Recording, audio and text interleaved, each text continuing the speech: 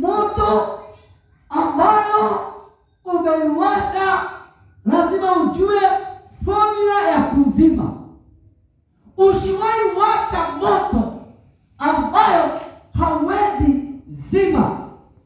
Mwana mtu anaongea neno la kisiasa mzito na anajua hana extinguisher ya kuzima moto.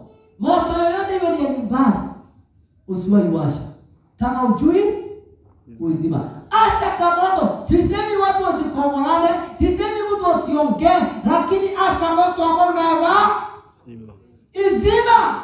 Haleluya.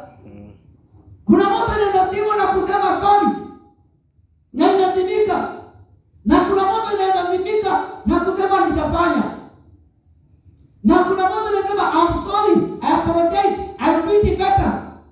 Unazima na maneno, lakini huwezi sema moto unazima hata unaweza fanya. Hiyo ni kuwasha manikuota. Si ni kuwa ya tena. Unasikia mimi umeniambia hata wewe unaweza fanya. Unawasha moto. So you should know what type of extinguishers umezibeba.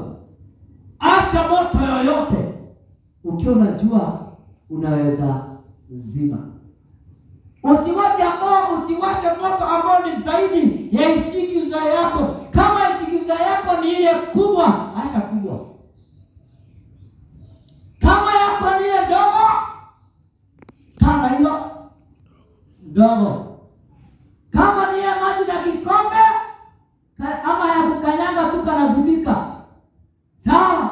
Lakini kuna moto huwezi kanyanga. May God bless you.